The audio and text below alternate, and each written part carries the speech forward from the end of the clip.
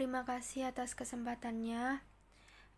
Saya Faradila Aisyah Alfianti dengan NIM 2018-210620 dari kelas akuntansi manajemen kelas B Setie Perbanas Surabaya. Di sini saya akan mencoba menjelaskan PPT yang telah saya buat, yaitu dengan judul penetapan harga transfer. Lalu saya buka dengan pengertian harga transfer atau transfer pricing. Pengertiannya adalah biaya atau cost atau harga yang dibebankan atas pemindahan atau transfer suatu barang atau jasa dari suatu divisi ke divisi lain dalam suatu perusahaan. Di sini tuh maksudnya terjadi transaksi jual beli antar divisi secara internal perusahaan.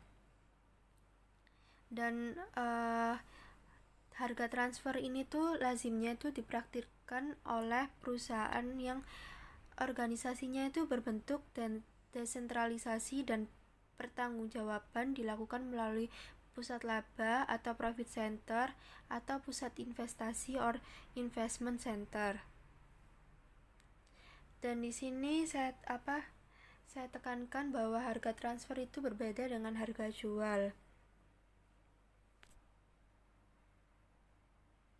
Karena harga sendiri itu merupakan cerminan pendapatan, sehingga jika sebuah unit atau divisi yang kinerjanya ditentukan oleh banyaknya penjualan, maka harga itu tuh merupakan faktor penting.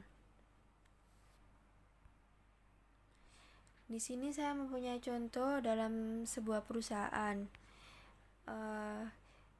Di sini ada sebuah perusahaan X Corp berkedudukan di negara X, memiliki anak perusahaan di Indonesia, yaitu PT ABC, yang bergerak di bidang industri mainan. Untuk memproduksi mainan yang dijual di Indonesia, PT ABC mengimpor bahan baku dari X Corp.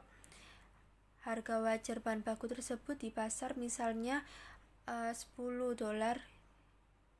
US dollar per pieces.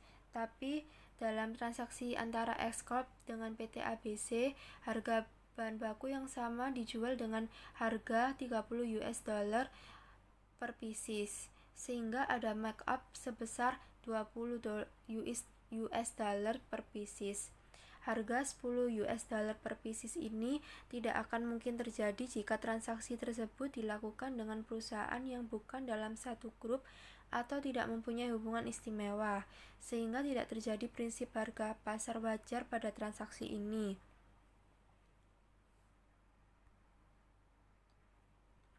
Lalu lanjut ke contoh soal yang ada di buku di halaman 168.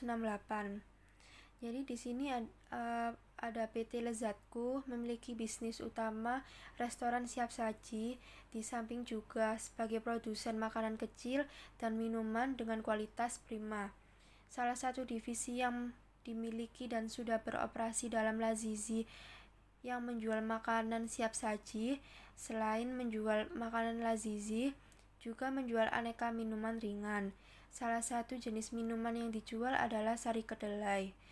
Dalam kegiatan bisnisnya, PT Lezatku baru saja membeli divisi usaha baru, yaitu Segara, yang menghasilkan sari kedelai merek Soyaku. Dalam perjalanannya, manajer divisi Segara telah melobi manajer divisi Lazizi untuk penjualan di restoran siap saji di Lazizi. Manajer divisi Lazizi sepakat bahwa kualitas sari kedelai Soyaku sebanding dengan kualitas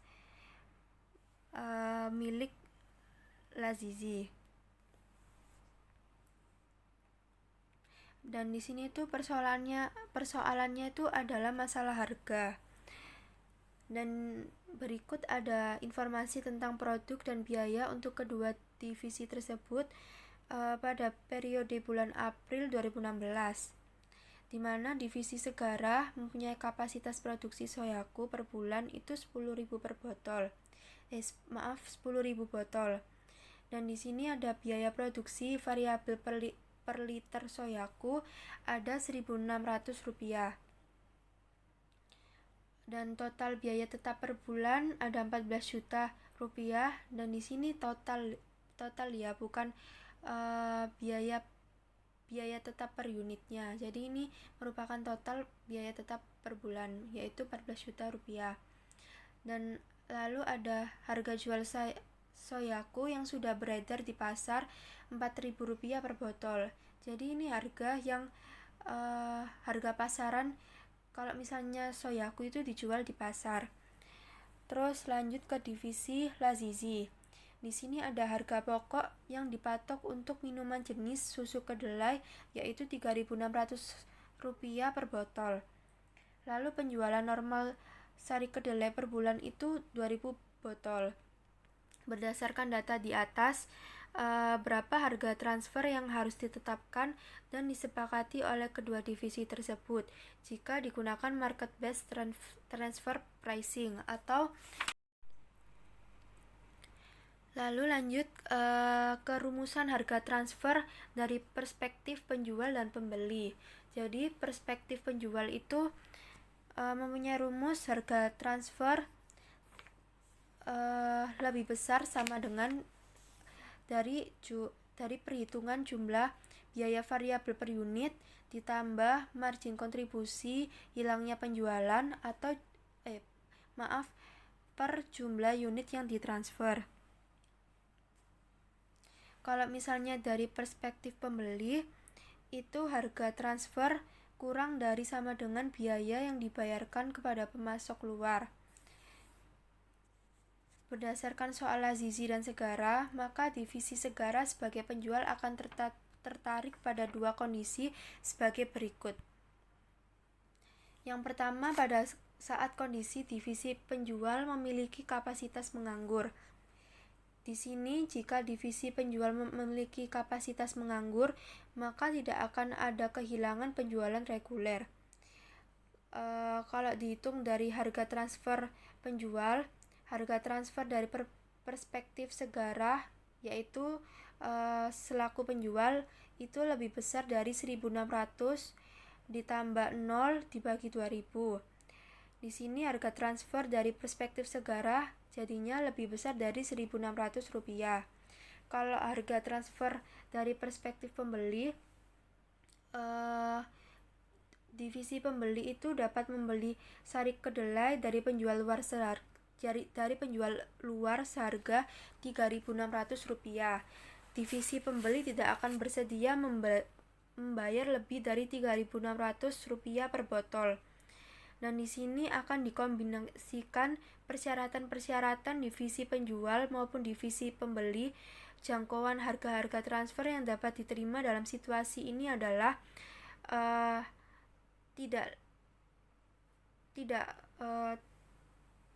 tidak kurang dari 1.600 dan tidak lebih dari Rp3.600.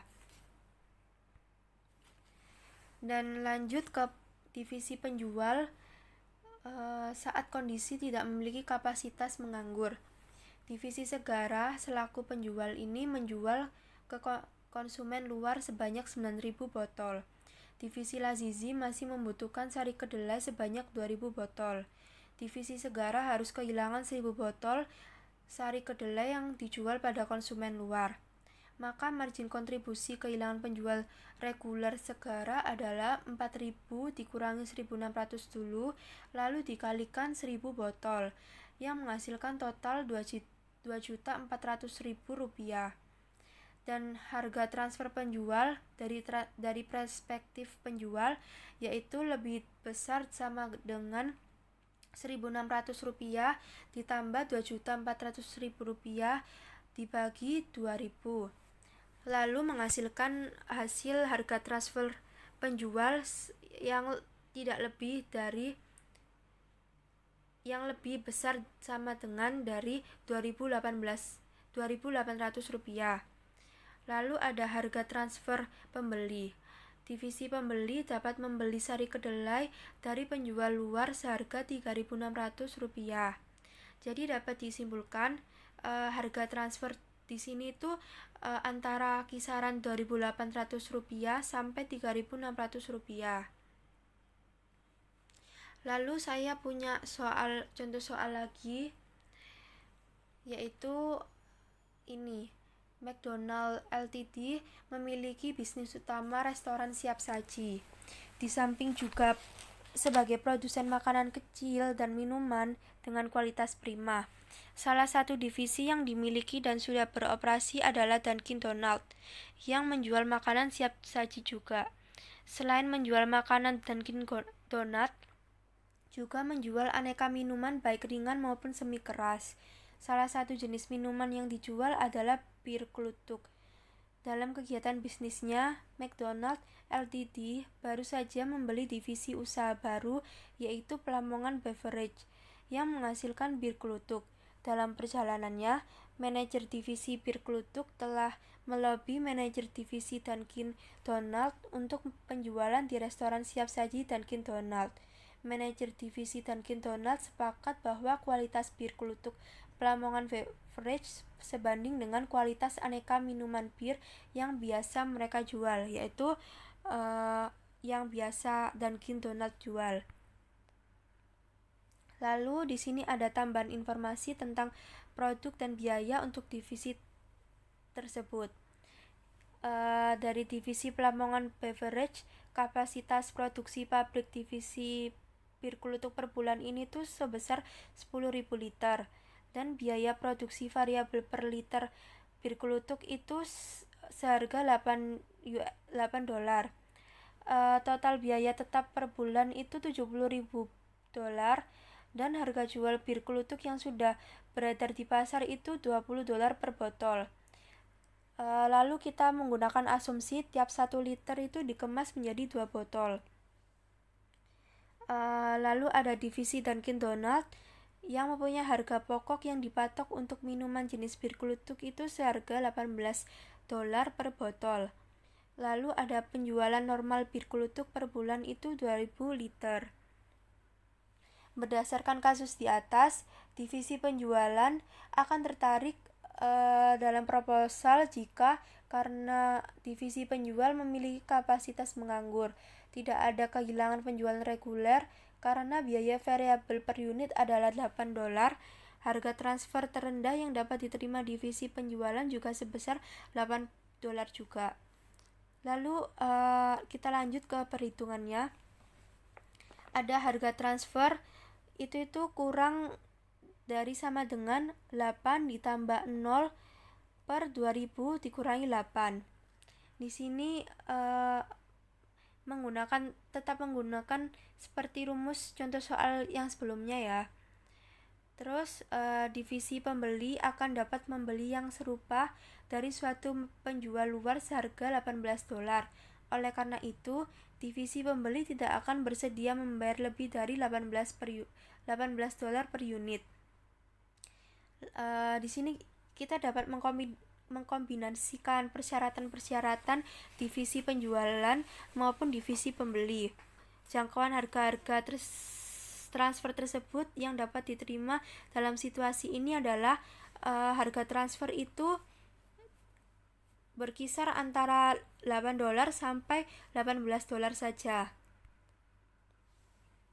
Lalu apabila jika divisi Lamongan Beverage menjual ke konsumen luar sebanyak 9.000 barel dan pihak divisi pembeli atau Dunkin Donut masih membutuhkan bir sebanyak 2.000 barel, maka apakah harga transfer tersebut akan terjadi? Langsung saja ke jawabnya, yaitu harga transfer itu seperti rumus yang tadi, yaitu lebih besar sama dengan biaya variabel per unit plus margin kontribusi hilangnya penjualan per jumlah unit yang ditransfer. Lalu harga transfer itu lebih besar sama dengan dari $8 ditambah 20 min $8 dikali 1000 per 2000. Lalu ditemukan hasil akhirnya, yaitu harga transfer lebih besar dari $14. Jadi kesimpulannya, harga transfer yang terjadi pada kedua divisi tersebut itu berkisar antara $14 sampai $18 saja. Sekian presentasi dari PPT yang telah saya buat. Kurang lebihnya saya mohon maaf sebesar-besarnya apabila ada salah kata. Terima kasih. Wassalamualaikum warahmatullahi wabarakatuh.